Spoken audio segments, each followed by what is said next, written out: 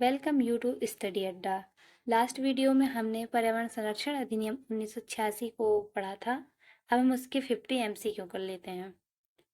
तो पहला है, पर्यावरण संरक्षण अधिनियम 1986 को किस उद्देश्य से अधिनियमित किया गया था? वन्य जीव संरक्षण, पर्यावरण की सुरक्षा और उसमें सुधार, केवल वायु प्रदूषण को नियंत्रित करने के लिए, कृषि विकास को बढ़ावा देने के लिए। इसका राइट आंसर है पर्यावरण की सुरक्षा और उसमें सुधार। दूसरा क्वेश्चन है, पर्यावरण संरक्षण अधिनियम 1986 किस सरकार को पर्यावरण प्रदूषण को रोकने और प्राधिकरण स्थापित करने का अधिकार देता है? तो पहला ऑप्शन है राज्य सरकार, केंद्र सरकार, जिला प्रशासन, नगर पालिका। तो राइट आंसर है केंद्र सरकार। पर्यावरण संरक्षण अधिनियम को किस अनुच्छेद के तहत अधिनियमित किया गया? अनुच्छेद 14, अनुच्छेद 21, अनुच्छेद 253, अनुच्छेद 368। इसका राइट आंसर है अनुच्छेद 253। पर्यावरण संरक्षण अधिनियम को लागू करने की तिथि क्या थी? 5 जून 1985, 23 मई 1986, 19 नवंबर 1986, 26 जनवरी 1987। तो राइट आंसर है 19 नवंबर 1986। पर्यावरण संरक्षण अधिनियम में कुल कितने अध्याय और धाराएं हैं? पहला ऑप्शन है 3 अध्याय 20 धाराएं, दूसरा ऑप्शन है 4 अध्याय 26 धाराएं, तीसरा है 5 अध्याय और 30 धाराएं, 6 अध्याय और 35 धाराएं। राइट आंसर है 4 अध्याय और 26 धाराएं। पर्यावरण संरक्षण अधिनियम 1986 को किस अंतर्राष्ट्रीय सम्मेलन के प्रभाव स्वरूप लागू किया गया? पहला ऑप्शन है पेरिस समझौता 2015 या क्योटो प्रोटोकॉल 1997, स्टॉकहोम सम्मेलन 1972, मॉन्ट्रियल प्रोटोकॉल 1987। तो राइट आंसर है स्टॉकहोम सम्मेलन 1972। भारतीय संविधान का कौन सा अनुच्छेद राज्य पर्यावरण की रक्षा और सुधार का प्रयास करने देता है? अनुच्छेद 32, अनुच्छेद 48A, अनुच्छेद 51A, अनुच्छेद 368। तो राइट आंसर है अनुच्छेद 48A।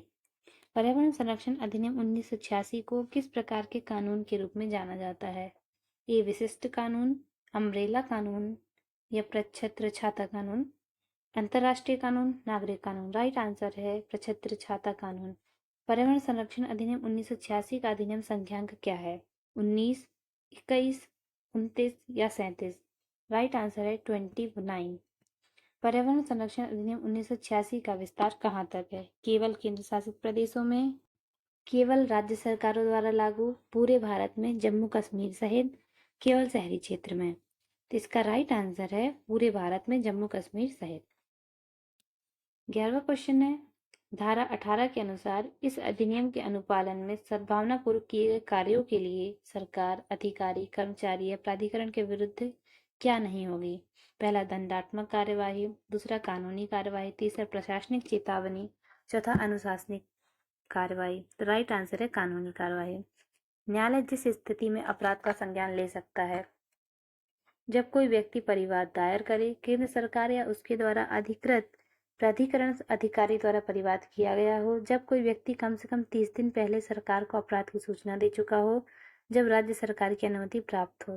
तो राइट आंसर है केंद्र सरकार या उसके द्वारा अधिकृत प्राधिकरण अधिकारी द्वारा परिवाद किया गया हो। धारा 20 के अनुसार केंद्र सरकार किससे रिपोर्ट, आंकड़े और जानकारी मांग सकता है? ए केवल राज्य सरकार से, केवल स्थानीय निकाय से, विभिन्न अधिकारी राज्य सरकार या प्राधिकरणों से, किसी भी नागरिक से। राइट आंसर है विभिन्न अधिकारी राज्य सरकार या प्राधिकरण से। अधिनियम के तहत गठित प्राधिकरणों के सदस्य, अधिकारी और कर्मचारी किस धारा के तहत लोक सेवक माने जाएंगे? धारा 18, धारा 19, धारा 21, धारा 23। राइट आंसर है धारा 21। धारा 22 के अनुसार किस न्यायालय को इस अधिनियम के तहत सरकार या प्राधिकरण के कार्यों पर सुनवाई करने का अधिकार नहीं होगा? ए उच्च न्यायालय या सिविल न्यायालय, जिला न्यायालय, उपरोक्त सभी। राइट आंसर है सिविल न्यायालय।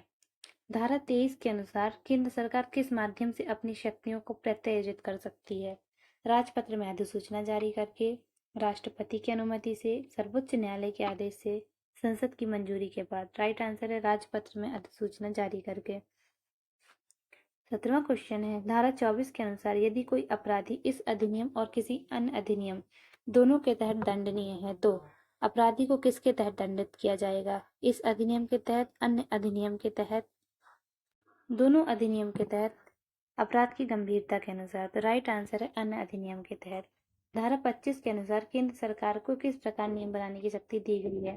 केवल पर्यावरण संरक्षण से संबंधित, केवल वित्तीय प्रबंधन से संबंधित, इस अधिनियम को लागू करने के लिए आवश्यक सभी अधिनियम, केवल न्यायालय की प्रक्रिया से संबंधित। राइट आंसर है इस अधिनियम को लागू करने के लिए आवश्यक सभी अधिनियम। धारा 26 के अनुसार जब सरकार कोई नियम बनाती है तो उसे संसद में कितने दिनों के लिए पेश किया जाता है? 15 दिन, 30 दिन, 45 दिन, 60 दिन। राइट आंसर है 30 दिन। यदि संसद सहमत होती है कि कोई नियम नहीं बनना चाहिए तो उस नियम का क्या होगा? नियम रद्द हो जाएगा, नियम में संशोधन किया जाएगा, नियम को राष्ट्रपति के पास भेजा जाएगा, नियम को पुनः विचार के लिए स्थगित कर देगा। तो राइट आंसर है नियम रद्द हो जाएगा। 21वां क्वेश्चन, धारा 3(1) के अनुसार केंद्र सरकार का मुख्य उद्देश्य क्या है? आर्थिक सुधार करना, पर्यावरण संरक्षण और गुणवत्ता सुधार के लिए आवश्यक कदम उठाना, औद्योगिकरण को बढ़ावा देना, केवल वन संरक्षण पर ध्यान देना। तो राइट आंसर है बी नंबर का। धारा 3(2) के तहत केंद्र सरकार की कौन सी शक्ति नहीं है? प्रदूषण रोकथाम के लिए राष्ट्रीय कार्यक्रम बनाना, किसी व्यक्ति की निजी संपत्ति का अधिग्रहण करना, पर्यावरण गुणवत्ता मानक तय करना, खतरनाक पदार्थों के निपटान के लिए दिशा निर्देश बनाना। राइट आंसर है किसी व्यक्ति की निजी संपत्ति का अधिग्रहण करना। 23 नंबर का क्वेश्चन है, पर्यावरण की रक्षा के लिए केंद्र सरकार को किन क्षेत्रों में उद्योगों पर प्रतिबंध लगाने की शक्ति दी गई है? केवल शहरी क्षेत्रों में, केवल ग्रामीण क्षेत्रों में, आवश्यकता अनुसार किसी भी क्षेत्र में, केवल औद्योगिक क्षेत्र में। राइट आंसर है सी नंबर, आवश्यकता अनुसार किसी भी क्षेत्र में। धारा 3 सब टाइटल 3 के अनुसार केंद्र सरकार किस प्रकार नए प्राधिकरणों का गठन कर सकती है? राष्ट्रपति की स्वीकृति से, राजपत्र अधिसूचना द्वारा, संसद के विशेष सत्र में प्रस्ताव पारित करके, राज्य सरकार की सिफारिश पर। राइट आंसर क्या होगा? राजपत्र अधिसूचना द्वारा। धारा 5 के अनुसार केंद्र सरकार द्वारा जारी किए गए निर्देशों का पालन करना किसके लिए अनिवार्य है? केवल राज्य सरकार के लिए, केवल निजी उद्योगों के लिए, सभी व्यक्ति, अधिकारी और प्राधिकरण के लिए, केवल केंद्र सरकार के अधीन आने वाले विभागों के लिए। राइट आंसर है सभी व्यक्ति, अधिकारी और प्राधिकरण के लिए। 26 नंबर है, केंद्र सरकार धारा 5 के तहत किस प्रकार के आदेश जारी कर सकती है? पहला है उद्योगों को बंद करने, प्रतिबंधित करने या विनियमित करने के लिए, केवल वित्तीय सहायता प्रदान करने के लिए, सिर्फ जल प्रदूषण को नियंत्रित करने के लिए, केवल वन विभाग के अंतर्गत आने वाले मामलों के लिए। राइट आंसर है उद्योगों को बंद करने, प्रतिबंधित करने या विनियमित करने के लिए। धारा 5(1) के अनुसार यदि कोई व्यक्ति केंद्र सरकार के आदेश से असंतुष्ट है तो वह कहाँ अपील कर सकता है? उच्चतम न्यायालय, राष्ट्रीय हरित अधिकरण, लोकसभा, पर्यावरण मंत्रालय। राइट आंसर है राष्ट्रीय हरित अधिकरण। 28 नंबर क्वेश्चन है, धारा 6 के तहत केंद्र सरकार को किन विषयों पर नियम बनाने की शक्ति दी गई है? वायु, जल, मृदा की गुणवत्ता मानक या आर्थिक नीति, शिक्षा नीति, कराधान प्रणाली, वायु, जल और मृदा की गुणवत्ता मानक। धारा 6 के अनुसार केंद्र सरकार खतरनाक पदार्थों के प्रबंधन से संबंधित क्या कर सकती है? केवल उनका उत्पादन की अनुमति देना, उनके भंडारण और परिवहन पर प्रतिबंध लगाना, उन्हें पूरी तरह से समाप्त कर देना, केवल निजी कंपनी को उनके उपयोग की अनुमति देना। राइट आंसर है बी, उनके भंडारण और परिवहन पर प्रतिबंध लगाना। पर्यावरणीय आपदाओं की रोकथाम के लिए केंद्र सरकार किन उपायों को लागू कर सकती है? सुरक्षा उपाय और निवारण प्रक्रिया निर्धारित करना, केवल आपदा के बाद राहत प्रदान करना, आपदाओं की अनदेखी करना, केवल वित्तीय सहायता देना। राइट आंसर है ए, सुरक्षा उपाय और निवारण प्रक्रिया निर्धारित करना। 31 नंबर है, धारा 7 के तहत उद्योगों और प्रक्रियाओं के लिए क्या प्रतिबंध लगाया गया है? ए नंबर, अनियंत्रित उत्पादन करने की अनुमति, पर्यावरण मानकों से अधिक प्रदूषण उत्सर्जन या निस्तारण प्रतिबंधित, उद्योगों को पूरी तरह से बंद करना अनिवार्य, केवल जल प्रदूषण के लिए नियम लागू। राइट आंसर है पर्यावरण मानकों से अधिक प्रदूषण उत्सर्जन या निस्तारण प्रतिबंधित। धारा 8 के अनुसार खतरनाक पदार्थों के निपटान से संबंधित कौन सा कथन सही है? व्यक्ति अपने अनुसार कोई भी तरीका अपना सकता है, केवल सरकार खतरनाक पदार्थों को निपटान कर सकती है, केवल निर्धारित प्रक्रियाओं और सुरक्षा उपायों का पालन करके ही निपटान किया जा सकता है, उद्योगों को खतरनाक पदार्थों के उपयोग की पूरी स्वतंत्रता है। राइट आंसर है सी, केवल निर्धारित प्रक्रियाओं और सुरक्षा उपायों का पालन करके ही निपटान किया जा सकता है। 33 नंबर है, धारा 9 के तहत यदि किसी दुर्घटना के कारण प्रदूषण बढ़ता है तो सबसे पहले क्या कदम होगा? दोषी व्यक्ति को तुरंत दंडित किया जाएगा या फिर संबंधित व्यक्ति प्राधिकरणों को तुरंत सूचित करेगा। तीसरा, सरकार स्वयं सफाई अभियान चलाएगी। प्रदूषण रोकने के लिए उद्योग बंद कर दिए जाएंगे। राइट आंसर है, संबंधित व्यक्ति प्राधिकरणों को तुरंत सूचित करेगा। यदि सरकार को प्रदूषण रोकने के लिए खर्च उठाना पड़ता है तो उसे कैसे वसूला जाएगा? सरकार खर्च नहीं उठा सकती, या फिर यह खर्च जिम्मेदार व्यक्ति से भू राजस्व, बकाया या लोक मांग के रूप में वसूला जाएगा। केवल राज्य सरकार सब खर्च वहन करेगी।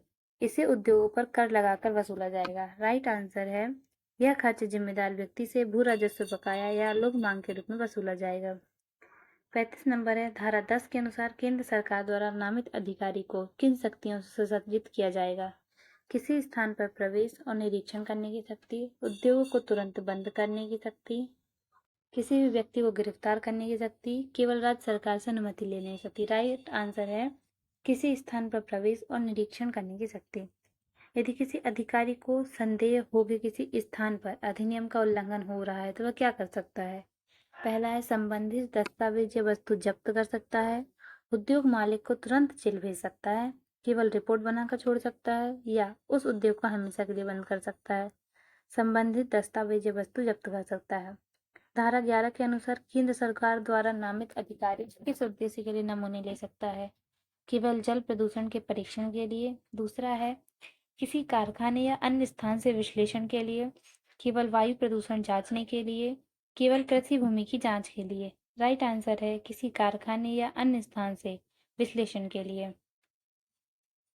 38 नंबर का क्वेश्चन है, धारा 11(3) के अनुसार नमूना लेने वाले व्यक्ति को क्या करना अनिवार्य है? पहला, अधिष्ठाता मतलब होता है सीनियर या उसके प्रतिनिधि को सूचना देना। नमूना सील करना या नमूना सील कर उस पर हस्ताक्षर करना। नमूना तुरंत प्रयोगशाला में भेजना। उपरोक्त सभी। राइट आंसर है डी, उपरोक्त सभी।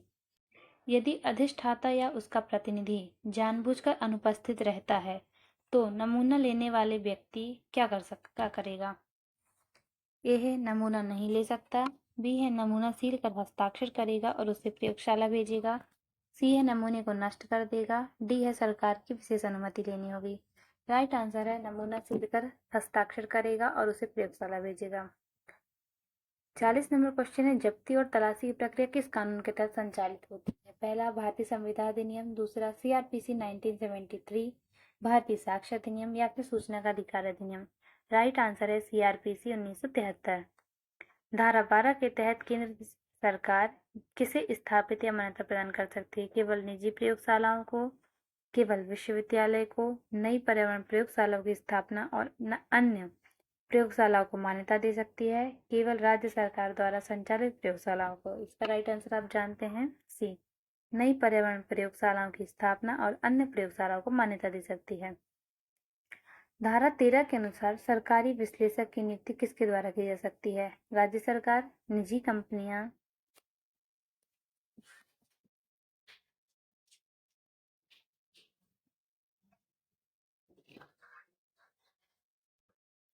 केंद्र सरकार, नगर पालिका। राइट आंसर है केंद्र सरकार।